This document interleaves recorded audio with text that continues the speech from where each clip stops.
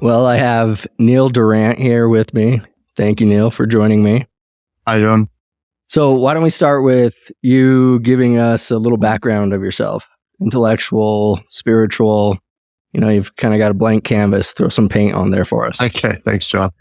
Yeah, so I turned 50 last year, so I'd say my spiritual journey is about 50 years old. I grew up in a Christian family in South Africa, first 12 years of my life in a Methodist church. And then I remember at 6 years old deciding that I wanted to do what the ministry up the front was doing. And so the next 14 years, played that out. I moved to Australia, very committed young man in the Anglican Church in Sydney, Australia, and did a degree in linguistics with a view to some missionary work, and then did a theological degree in my late 20s, was ordained in the Anglican Church in Australia.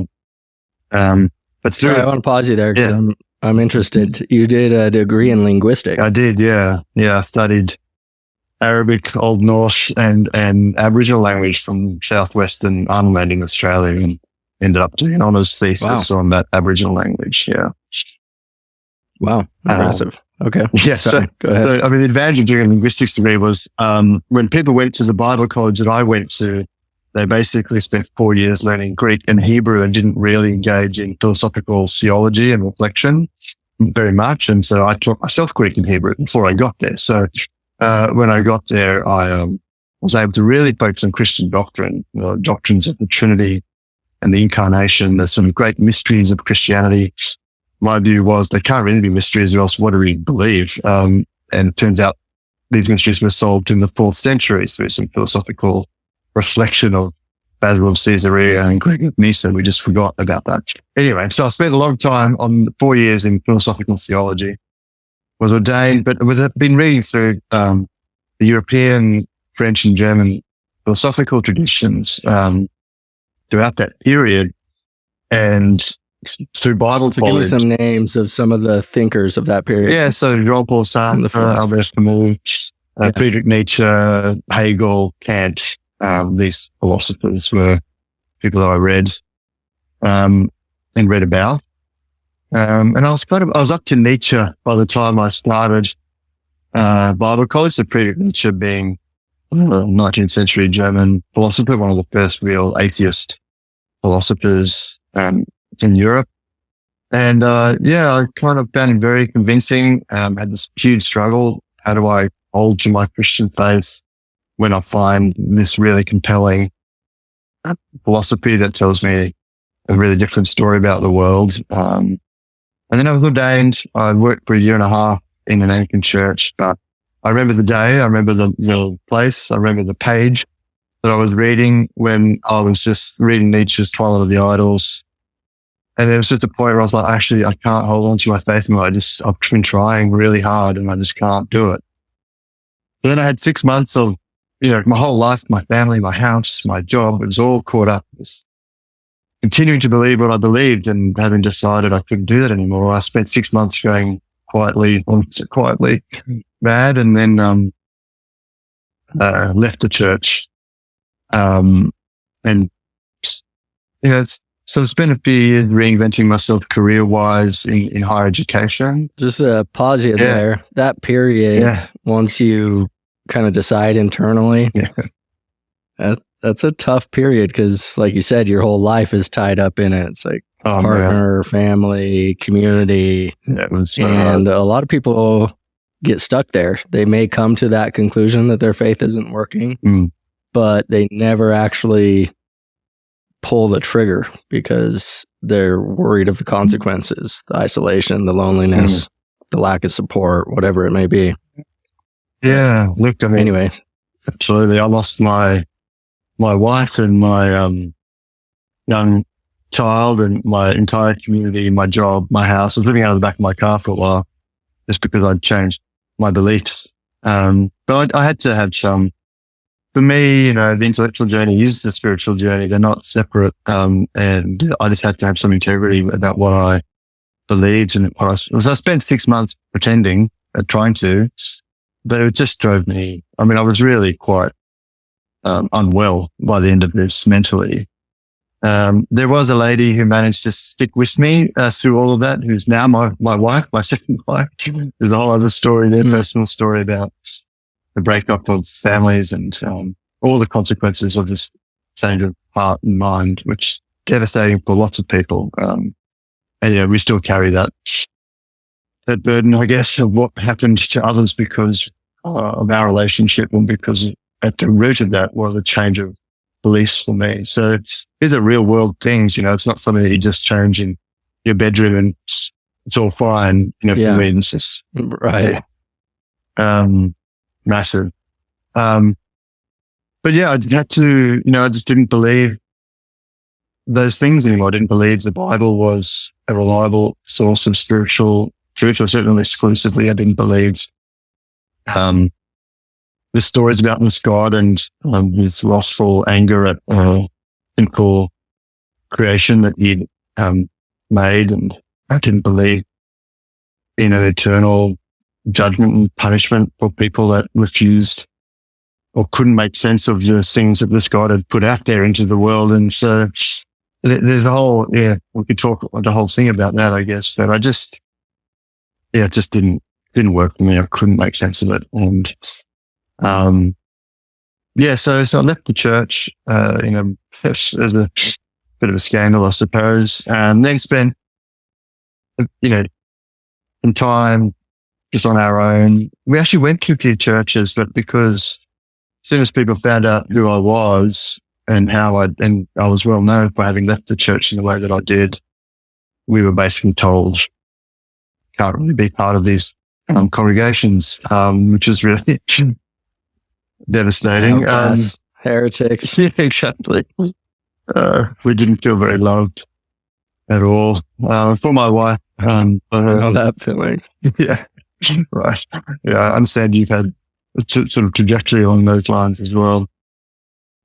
But yeah, for my wife, the community was probably a bigger part of her faith than the beliefs, but the community really rejected us just completely. So, that was really devastating. But yeah, so I ended up following up on my Nietzsche. It can be so funny. Sorry? It can be so funny in these Christian churches with this idea of unconditional love, that Jesus preaches. And, the moment we're not aligned with our community, we're exiled. Yeah. It's like, it turns out to be one of the most conditional loves you can imagine. Exactly. I think they missed Jesus's message. Yeah, I remember, that story that Jesus tells about the Pharisee on the road to avoid with a sinner and how terrible. Walking in the local shopping centre and seeing someone from the congregation that I'd left, approaching me, and they literally crossed to the other side. Also, just to avoid having anything to do with me. I'm like, wait a minute, didn't Jesus say something about this? So, yeah. Extremely inconsistent in some ways. But another way it's extremely consistent, I also sort of feel good on them. There's a sense in which those folks were being completely consistent with their religious attitude that they had adopted, which was, if you fall away from the faith, you can't be redeemed and you are exiled from the community. That's Hebrews. The book of Hebrews has very clear statements about exiling people from the community. And I imagine some of them found it difficult to do, but they were ruthlessly consistent with that approach. So, there's something to applaud in there somewhere about, if you're going to believe it, well, do it. I just think if that leads you to treat people that way, maybe it's not the best belief system in the world, but Yeah, it's kind of funny because the fundamentalists, actually, to me, have more integrity. They actually live by what they believe.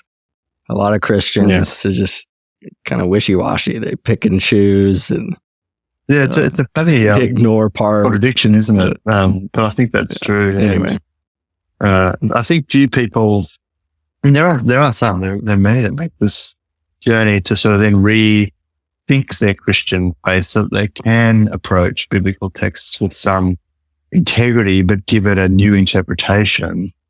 And I guess you find that in so-called, liberal Christian thinking. Yeah. I personally, I was saying this to my wife last night, actually, but desperately trying to find a way to return to a more positive interpretation of Christian belief. But I find it really difficult because it just seems to me to then become something else, something quite disconnected from the foundations of Christian faith. And maybe that's okay, but it's not my experience of Christianity. So it's a struggle. Sure. Well, if you're looking for a great place to start, I highly recommend Thomas Merton. He was a Trappist monk, and he's actually examining his mind in this existence. And there's a lot of overlap with many other traditions, like Buddhism. Thanks, good too. I'll check that out. Thomas Merton, great start. I did have, part of my journey through the church too was that I had two cult adjacent experiences as a teenager, some with mystical Gnostic approaches to Christianity, and then another approach with kind of Anglo-Catholicism. And so I kind of did the full gamut from like really mystical approach to encounter with the divine in Christianity through to this sort of fundamentalist and very intellectual, conservative approach to applying biblical texts. But I never really managed to disconnect it from the sort of core of historical Christian faith. So maybe I could do that through reading some other folks who take a more integrated personal approach to it, which would be really interesting, I think. Yeah, well, there's something to point out, I think, with Jesus. He never really answered a question just literally. He always used parables or stories. And I feel like far too many Christians take everything in the Bible and the New Testament literally, when there's another way to kind of examine stories. Yes, I agree with that to some extent. But one of the things that I spent a lot of time on when I was at Bible college was textual criticism of the New Testament and trying to get underneath to what is the actual core historical record of this figure and what he might have believed.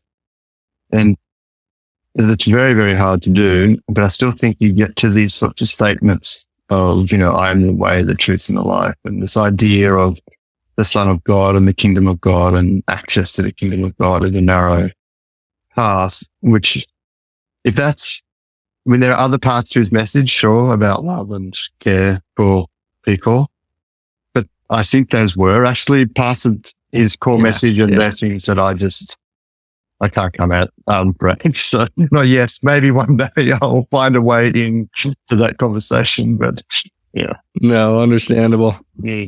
But so just to round off my story, I followed up on the Nietzsche thing and wrote my PhD on Nietzsche's ethics, which for some people is a contradiction in terms. They see Nietzsche as this kind of radical individualist, realpolitik, screw everybody else, live for yourself. That's not how a lot of people read Nietzsche, but I propose that there's a concept of relationship and friendship at the core of his ethics. So that was my PhD. And then I had a couple of years after publishing my book with an academic book on Nietzsche, where I was just sort of seeing what happened next. And what happened next turned out to be Eastern philosophy, the sort of medieval Indian traditions of the Kashmir Valley. And then that's a spread of classical Tantric philosophy, which then has spread out into a wider reading of some of those Indian spiritual traditions. And,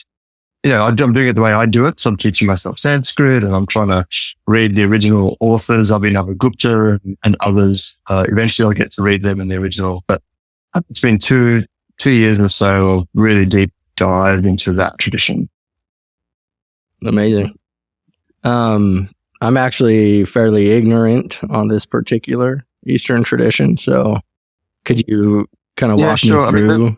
It's a very complex this approach to spirituality. Interweaving of many strands of thinking and experience. But the way I describe it is it's kind of, I describe it as spiritual technologies, that there are these traditions that are very old, probably older than the oldest spiritual tradition we have. So the Vedas are considered to be the oldest written spiritual tradition that we have. And the Tantric tradition's probably older than the Vedas. And what they're doing is just really trying to come to grips with what it means to be a conscious human being in this experience.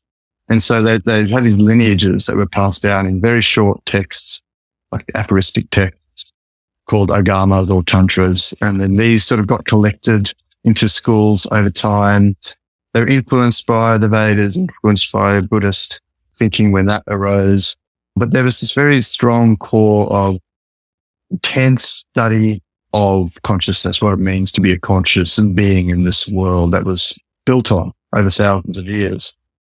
And it had many, many different manifestations, and it had many different deities that were associated with it. But there's a point in time in 7th, 8th century around the Kashmir Valley in India where some teachers started really systematizing this whole approach.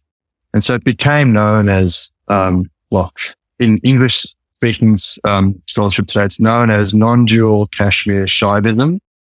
And what that means is they took a local deity, Shiva, and they used this deity and a cluster of deities around Shiva to start speaking more philosophically about the results of their study of human consciousness.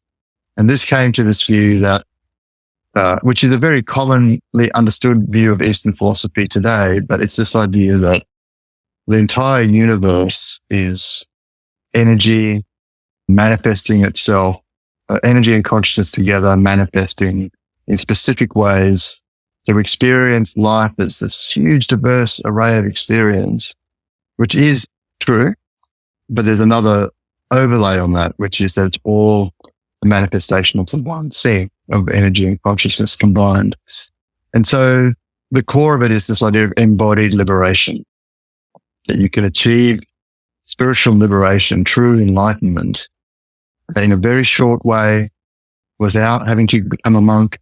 You can be a householder and be truly enlightened. And that's the embodied part of it. It's liberation that's embodied in daily life, daily existence. Eating a raspberry is as spiritual as 5 years meditating on the top of a mountain. So this tradition. So a non-dual tradition.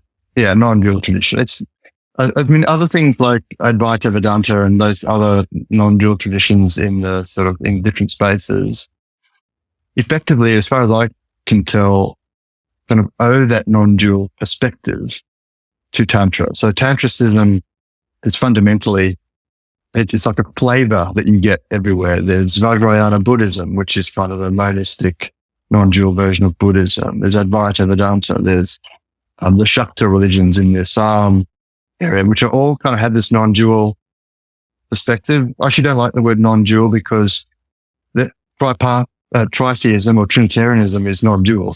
It's just three rather than two. So I prefer monism because what it's saying is there's one, the universe is one big living conscious thing and we are expressions of that. So yeah, it's a complex answer. I didn't give you a simple answer to the question, but yeah. Sure. I just to pick up on that term, I see what you're pointing at. It is really monistic in the end.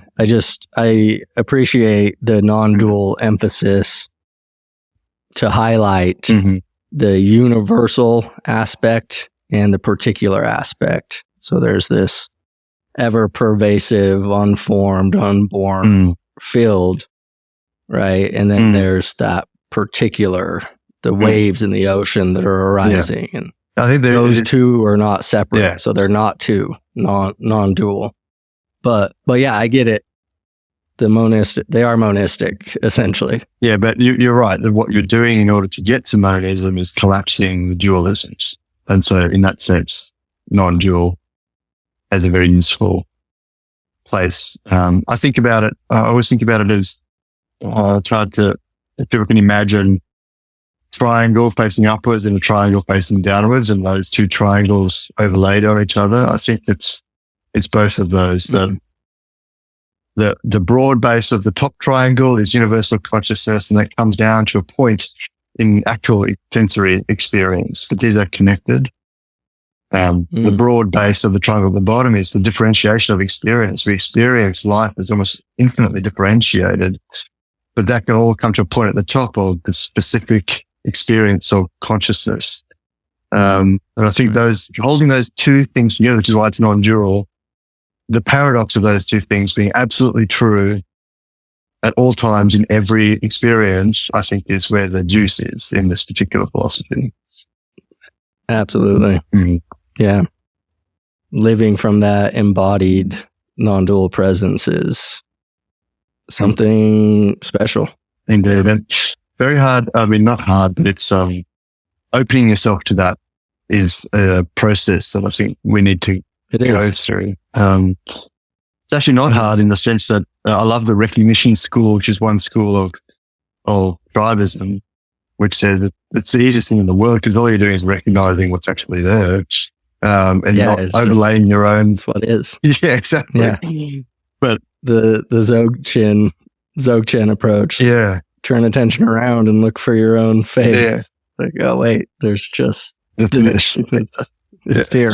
Which is beautiful, but our concepts get in the way sometimes. So getting to that non-conceptual direct experience is a process which fortunately the masters have worked out for us, and we can follow the process and we experience it. So, Yeah. Many before us have walked this path. Yeah. I was just going to say that's kind of where I've got to, and to connect that back to the experience of leaving the church. I suppose for me, one of the things about Tantric philosophy and philosophical theology is this kind of relenting, positive stance towards what it means to be human. There's no judgment there. There's nothing about the human experience that merits condemnation or exclusion. And for me, that's why I left Christianity. I just felt it was so bad for my body and my mind and my emotional world. I was so twisted by my own experience of Christianity. That's not everyone's experience, and that's fine, but that was my experience. And so finding something that's got that sort of core of nourishment for you, and it's unrelentingly positive, which is actually a really hard thing to do because there are things, adverse experiences in life, but this position is unrelentingly positive about those too. It's been really a beautiful journey for myself and my partner for the last couple of years to come back to the spiritual path and have this wealth of experience to draw on. And it's been really nourishing for both of us. Yeah, I'm happy for both of you. I loved what you said about how your intellectual and spiritual parts are not separate. And it looks like that intellectual curiosity and integrity really led you to embody this tantric or non-dual perspective. Indeed. I mean, I hear people sort of interested in alternative approaches to spirituality outside of mainstream religion or even mainstream spirituality. I find that, the two inverted triangles that I was talking about before, I find that people find it very hard to maintain both of those paths, the path upwards, the ascent into consciousness, universal awareness, and the descent into the body. I find people tend to go one way or the other. They tend to really valorize, I think, supremely valuable the ascent away from the body and escape from the confines or the prison of the flesh. And people talk about being a spirit wrapped in a meat suit and all that sort of stuff. I find that really problematic. Yeah, I've heard the term a lot, spiritual bypassing. Yeah. They just go into that open space and leave the body and all its emotions. particularly. Yeah, that's one of my, we spoke just before recording, and I have a very strident critique of mainstream Buddhistic thought in my mind, and that relates to that. The ascent is the path and equanimity is the goal, and free from desire, free from suffering. There's actually the Tantric path is the path of desire and how to activate desire to provide benefits to yourself and to others. So that's the ascent. I mean, the other way people go, and the other thing about that, the intellectual journey, that's what made me think of it was.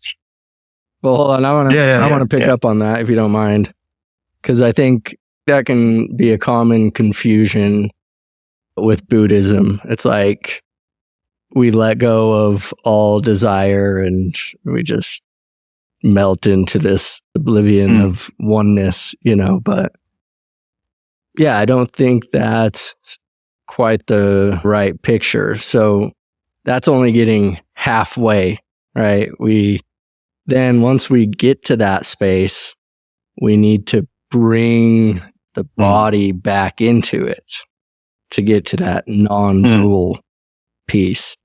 So we don't want to spiritually bypass. We want to find that wide open, unformed, unconditionally loving, accepting space, and then bring all the pieces of ourselves and the world into that space and embody it. And that in itself kind of leads naturally to another kind of desire. And it's this intuitive or natural, compassionate response. And yeah, it's like, it doesn't get rid of all desires. Like we desire to go to school to learn a trade. We desire to hang out with our kids, so it's not necessarily the desire that we're getting rid of. It's desires that are grounded in ill will or selfishness or that aren't connected to that universal space. Yeah, I mean, I'm sure you know much more about Buddhism than I do. And you might be right. I guess for me, there's a couple of things there. When I think about the 4 poisons and the Eightfold Path of classical Buddhism, I see this kind of stench or abandonment of core human experiences in those statements. Now, I'm sure there are versions of Buddhism that go that step further that you described. And I would actually, maybe I'm just the doppelganger prophecy, but I kind of think those are the types of Buddhism that have been strongly influenced by this by Tantricism, that you get in Tibet and Nepal particularly, and you get in Vajrayana Buddhism, and you get in particular forms of Buddhism. But when I read those core foundations of classical Buddhistic, I'm like, I don't see what you're saying there. I see this desire for internal peace, for freedom from suffering, and suffering comes from desire, freedom from the poisons of anger, and these sorts of things. And to me, I just feel in that, and maybe it's just me, I don't know, but I feel in that the kind of condemnation of all reality of the human experience that you get in other dualistic forms of religion. You get in Christianity, you get in Islam, you get in Judaism, and that separation, I really am not on board with. I think that, to truly be non-dual, you need to be able to accept every separate. You don't reject separation. You don't reject dualism. You don't reject tritheism. You accept all of that as actually a part of the non-dual, the experience of the cosmos, the experience of the divine, which includes anger. It includes hatred. It includes jealousy. It includes all of this is part of the human experience. So, so I'd be very hesitant to say that millions and millions of people have just misunderstood Buddhism and taken it in that direction. There's something there that they are picking up on that is leading to that. No, I think you're right, and to point out that the Theravada, commonly translated as the way of the elders, kind of the oldest tradition of Buddhism, does actually start out with a dualistic approach. And there's a lot of arguments against that approach, because it's like you're starting me off with the wrong approach. It's almost like you're conditioning this dualness. So yeah, I think there can be a lot of confusion with the Theravada, and maybe it doesn't work well for everyone. But eventually at the end, it is a process. You have to build up enough concentration. You have to go through these markers or these insights until you reach this particular insight that says, oh, wait, the knowing and the object arise simultaneously. They're not two. Everything's arising and being known exactly it's interesting where it is and on its own. The Tantric traditions, the path up and the path down, if you like, the path of ascent and descent, which they call the path of liberation, ascent, and the path of enjoyment, descent. There was actually quite a strong, like it was sort of formalized.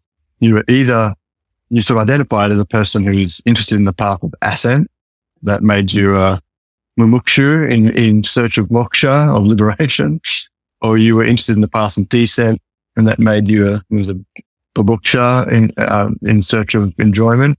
Can't remember the exact term. I've written about this on my Substack. I mean, the idea in the end was that, you know, that the truly enlightened person can have both at the same time, but it was recognized that people had these different orientations, and they wanted to say one isn't better than the other. They are both legitimate paths to walk. So again, I'm sorry to dig in on this point, but no, please. I sometimes wonder if I was just your psychiatrist today, I might be a diagnosed with oppositional defiant disorder in just about everything I've said. But, I'm a contrarian by nature, but I do just wonder, you know, like I feel like it just so often this conversation starts with the ascent. And I'm a descent person. I love sensory experience. I want more than anything else to focus, not to expand my awareness, but to contract it completely into this one thing, the taste of a raspberry, the thing I always go back to, or the piece of music that I'm listening to, or the sound of a bird in my yard, and you actually find this in these traditions. I'm reading a book at the moment called The Ascent, which is, here it is, Sri Vijnana Bhairava Tantra, reading, and it's very much talking about that ascending journey, but when she actually describes the practice, it's not a practice in my mind of meditation. It's a practice of contemplation, which is effortful focus on sensory experience in order to go right into it and then through it into, you know, and sort of experience samadhi, dualism. Samadhi of some sort. Yeah, exactly. These are terms I'm still coming to grips with this, but she does refer to samadhi quite a lot. And to me, that's not the path of ascent. Who am I to critique someone who's actually in the tradition? But to my way of thinking, so that's the path of descent into the body, to enjoyment of the senses. And that's where divine greets you, is in those experiences. So I hear this all the time. People, because I'm sort of, you know, a brain on legs, and I'm quite happy with that. People are always telling me, don't overthink it, or you're over intellectualizing, or, you know, my path is to get out of my head and into my body. You know, that narrative. You got to get away from the monkey mind and all that sort of stuff. Sure. I don't know. That's not my experience. I love my mind. I love if my you don't mind like too, being in your head. Yeah. If you don't like your head being in your head, maybe you just need to get better furniture so it's more comfortable for you. Yeah, exactly. I just don't get, and my head is part of my body. I mean, what is the body? Well, and I just want to acknowledge there's a lot of people that have trauma and, you know, self-worth and a lot of unkind voices rattling around in there that makes them want to escape their head, anxiety, whatever it is. And I think, I can sympathize with that. But like you said, maybe we need to switch out the furniture, and there are practices to help us do that, especially once we can tap into this non-dual, unconditionally loving space. Well, yeah, now the pieces in our head that we're trying to push away or get rid of, they don't need to be so much of a bother anymore. They're supported by this greater thing. Yes, indeed. I mean, I think my own meditation practice, sometimes people find a bit shocking. But,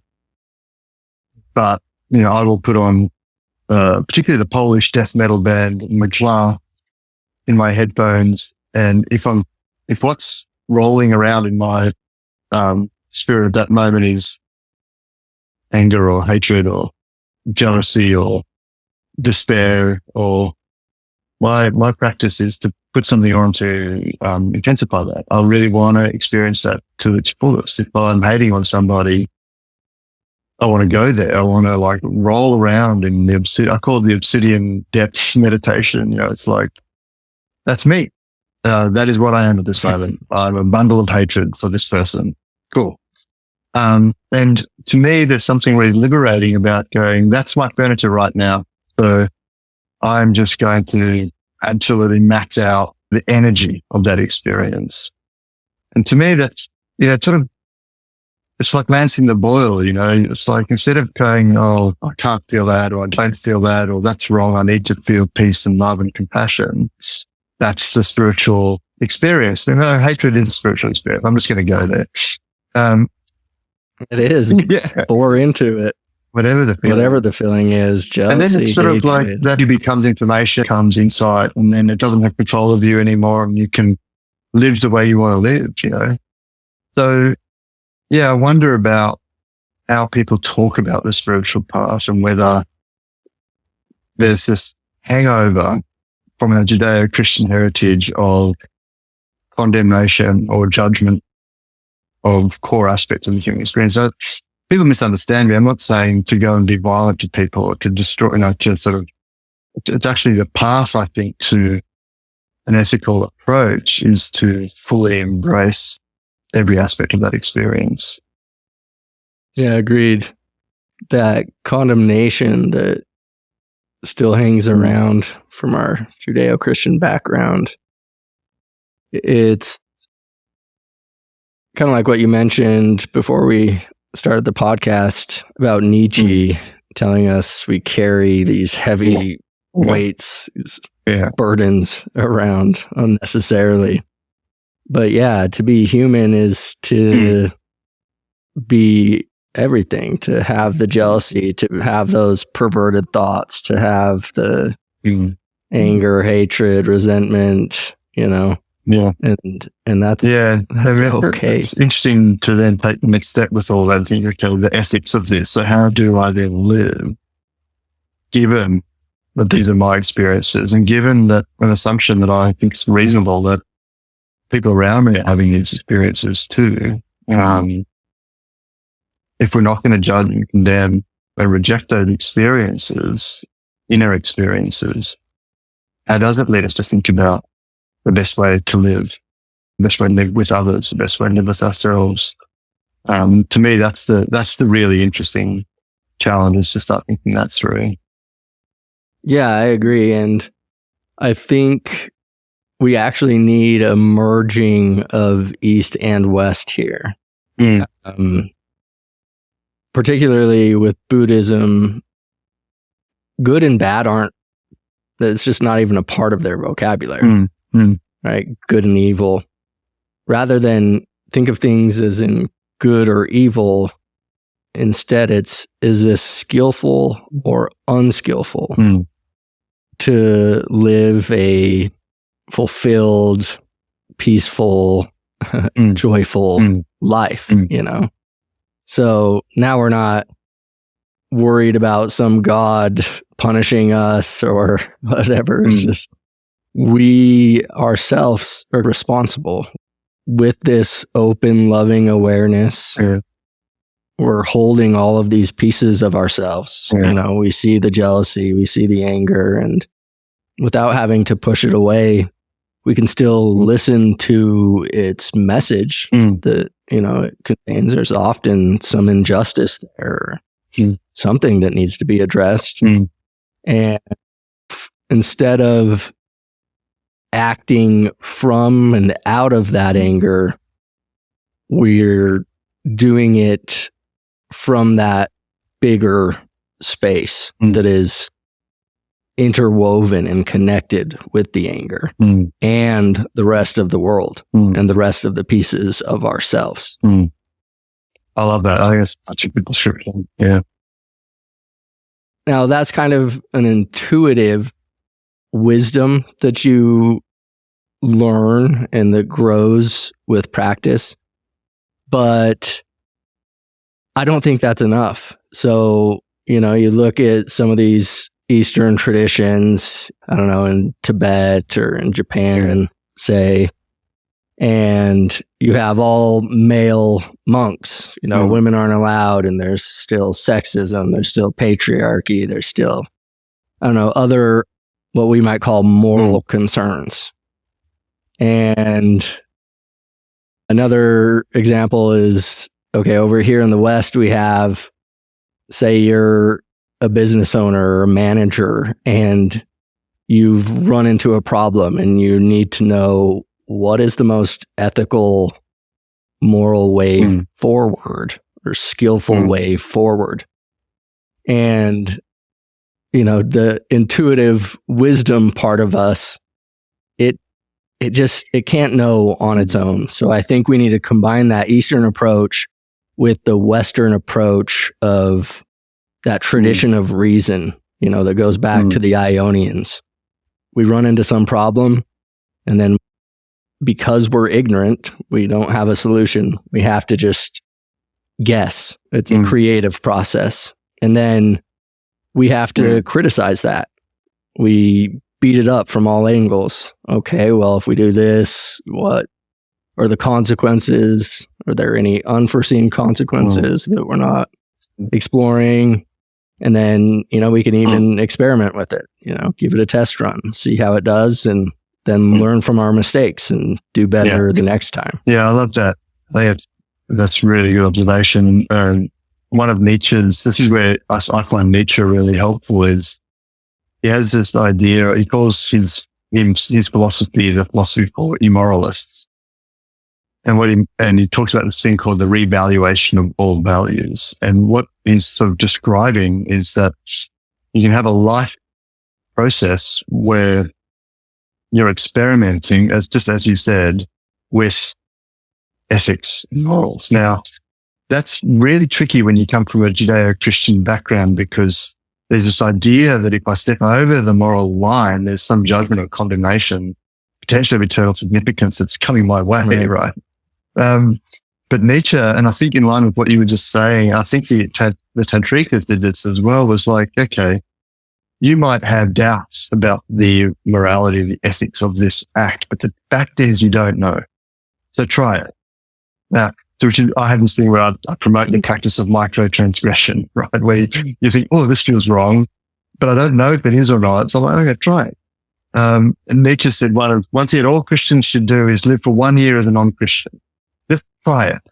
Just see how you go. If you come back to it after a year, no worries. But until then, so there's this experimentalism. It's really interesting to think about, what does moral innovation, what does innovation in the field of ethics look like? It looks like immorality. So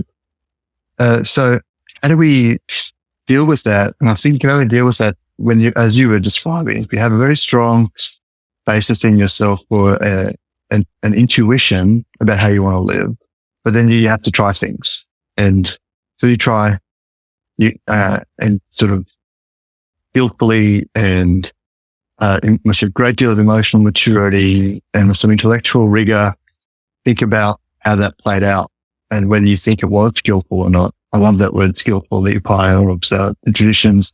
But if you're not brave enough to try to experiment, to be seen as immoral by people who hold this particular line that you have doubts about, then you're never really going to be able to advance. And I think it's a tricky thing to think that through to its end, right? Yeah, so true. I've been exploring the idea of the spiritual hero. It's a character that appears in Nietzsche and in the Tantric tradition. The heroic path. The spiritual path is the heroic path. And I think about our aversive emotion. So the great warriors, the people, the characters in our life that defend us, that are there, they're really there for us, right? Like if you're experiencing hatred, it's probably because somebody has intruded into your space in a way that you felt a violation, and your body just tells you that. Your brain can't figure it out, but you have this emotional response. So if you feel anger, again, it's probably just your great defender. It's saying, look, you've been violated. You need to notice this. And the heroic journey of alchemizing that inner world into skillful, ethical life. I think it's just a majestic view of what we're trying to do here, of taking spiritual, esoteric traditions and turning them into practical, lived experience in ethical, moral framework that's different to our cultural heritage, for you and I, at least, in the Judeo-Christian world. It's a very, very brave thing to do. And anyone starting out in that journey is going to experience difficulty, and, I just would, I've been thinking a lot about people that are questioning Christianity or thinking about leaving their Christian foundations in family or in community, or personal convictions that they've had they need to change. And, I think as you feel that need to change, the answer's already there. You do need to change. And having the bravery to do that is such an amazing thing. And we really would love to find ways to support people who are on that journey, because there are different spaces you can get to of joy and acceptance and thriving that are outside of that world. And, it's just interesting to think about yours and my journey in that, and how that might be encouraging to people who are starting out on that. Yeah. Before we hit record, you and I were talking about the obstacles that people face in general, and also that you and I each faced as we left the church. It's an isolating experience. It does take courage. You can lose a lot of community, family, friends, sometimes even spouse, children. And yeah, for that reason, a lot of people end up just kind of getting stuck there, and they're not able to make that leap into the great unknown. But yeah, if you're faced with those doubts, it takes a lot of integrity to walk that path. Now, one thing that I see is very common for people that initially leave their faith behind is this collapse into nihilism. It's like, okay, well, nothing matters anymore. There's no heaven, there's no hell, there's no God, there's no plan, there's no meaning. So what? Then they fall into this depression, they lose their vitality. And anyway, what do you have to say to those people? Yeah. Take care of yourself. I love you a lot. How can I help you flourish? That's my instant reaction to that. But also, there is a logical conclusion to nihilism, which I spent many years in a materialist atheist framework, believing that there's no meaning or purpose to life. And in fact, I still kind of believe that. But not that everyone has to stay there, where people can come up with their meaning and purpose, and that's fine. Two different spiritual traditions. But to me, the logical conclusion, so if you start with the idea nothing matters, therefore, and to me, the therefore is therefore everything matters. because Nietzsche called this, has a text on this, he calls it the greatest weight, which is when you come to the view that you are what you are, you're an 80-year-long biochemical reaction that's going to start, it's going to end, a materialist, nihilistic view of life. What that does is place the greatest weight you can possibly imagine on every moment of your existence, because you come to this realization, this is all that I have. And so the weight is, how do I live that? How do I live as though each moment is, it can't be reclaimed. It's past now. And then also my life. It's this experience that I'm having right now. It sort of leads you into this, I think, very fulfilling perspective on life, which is, how do I don't want to use all this neoliberal terms, sort of maximize, optimize, juice every moment of existence for all that it's worth. So that's the logic. Nothing matters. There's nothing greater. There's no huge scheme. There's nothing at the end. Therefore, every single moment matters because it's the only thing you've got. And I think some of these Eastern spiritual traditions have that in them, because each moment that you experience, if you were to take time out of the equation and think about the history of the universe from beginning to end, and zoom into planet Earth, and zoom into Australia, and zoom into where I am in Invergowrie country in New South Wales, the only time the universe will ever express itself this way, the entire universe will express itself this way, is right now through me. So I have this irreplaceable, unique role to play in the unfolding of the totality. Powerful. And to me, that's just inspiring. I'm like, wow. When I die, the experience of life that I've had, that's fixed. That's the only place that ever happened. Now I just find that amazing. We're all little diamonds in that chain of, that necklace of the universe. And, so I think there are ways, essentially to say, if you're in that space of despair and challenge and crisis, as your face has constructed your crack and things fall away, see it through, because you can find other ways to make sense of and add sort of a sense of inspiration and joy and happiness to your life that are outside of those quite rigid. In fact, true nihilism, Nietzsche would say, the truly nihilistic religion in the world is Christianity. And he says that in very extreme ways, and that's just his way. But to deny so much of what it means to be a human, to me, is nihilistic. So anyway, that's where I'm at and such. Yeah, no, I agree. And yeah, I think it's hard coming from this Judeo-Christian frame that puts the meaning of life out in front of us. It's like it's this place we're trying to go or get to that really matters. And so we're missing the whole show in some sense. Yeah, absolutely. It's sort of fundamental displacement into the future and into some ideal that we can't really ever attain. Yeah, exactly. So yeah, meaning, if you want to call it that, it's always just right here. This awe-inspiring moment that is, you are, you exist, you're alive, you feel, you. Yeah. And that in itself is a miracle. There's plenty of spiritual punch packed into that. Yeah. Now, there's this other approach too, where, I don't know, we maybe put too much emphasis on meaning. As you and I were talking earlier, it's not like my dog's here sitting worrying about their greater meaning or purpose on this earth, and they are fine to just be.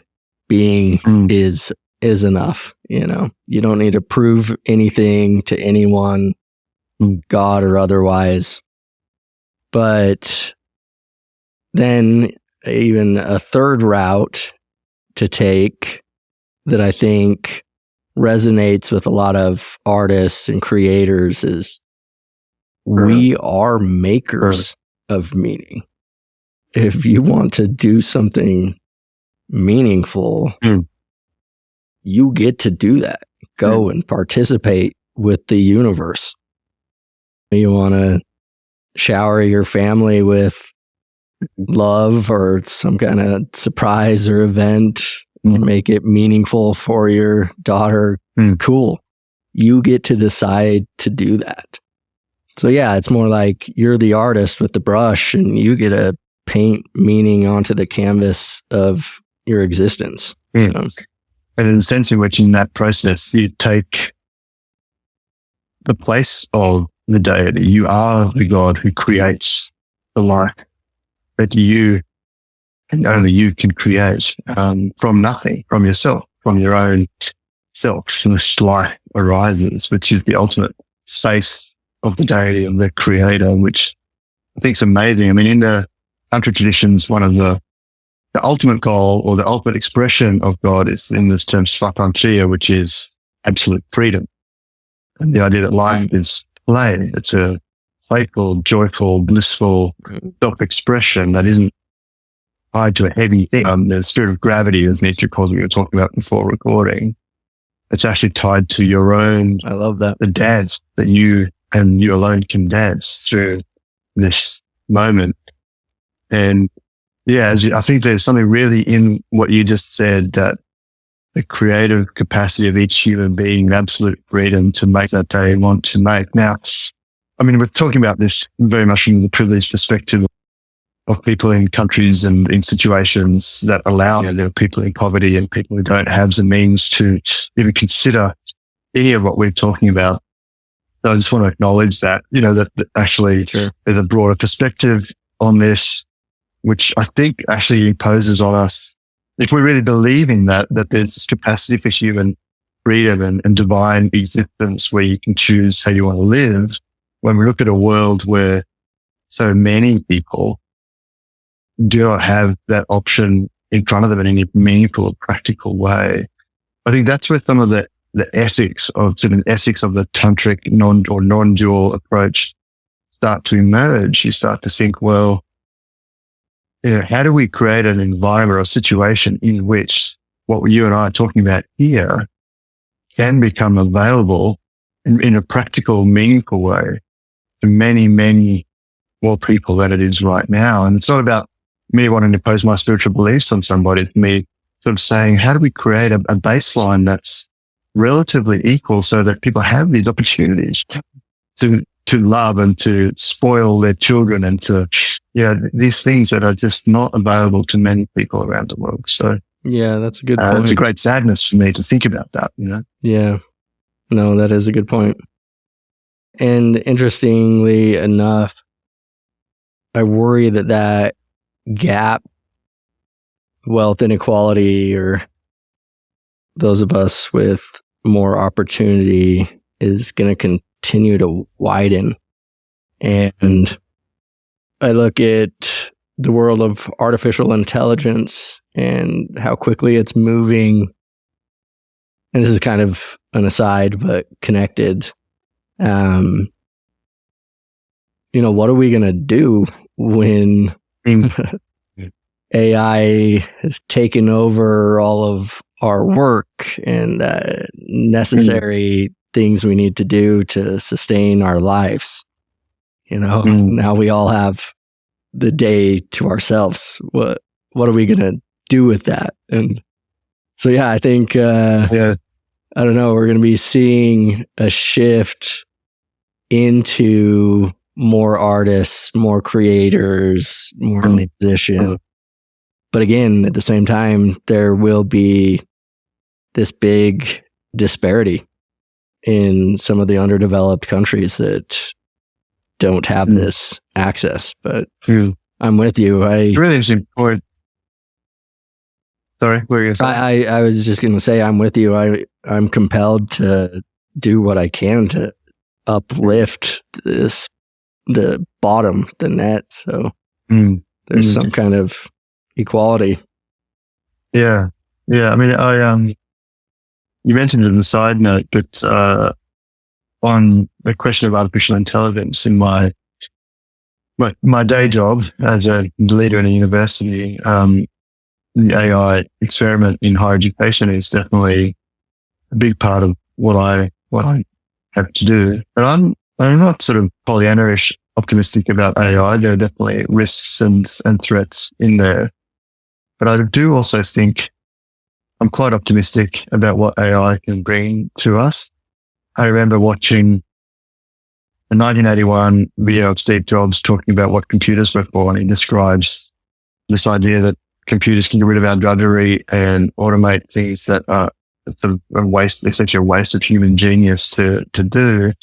And he calls it a bicycle for the mind. It increases our efficiency in terms of creating space for human creativity. My own view is that AI, at least potentially, is a rocket ship for the mind. It allows so much to happen that humans are currently preoccupied with, but actually we could not be so preoccupied with the drudgery of process in the workplace, for example, and actually create those spaces where we can do the things that only human beings can do as gods, as creators, as sort of ex nihilo creators of new things. And it's very egalitarian in that it's available to anybody. Right. It's, anyone with an internet connection can have an AI on their phone, and even in some of the most poverty-stricken parts of the world, people still have phones. I don't know how that works, but it seems to be the way it is. But I think there's an interesting space there. I mean, obviously we could become the slaves to the algorithms and we lose our economy, which depends on human beings being paid to do the drudgery. That doesn't get solved.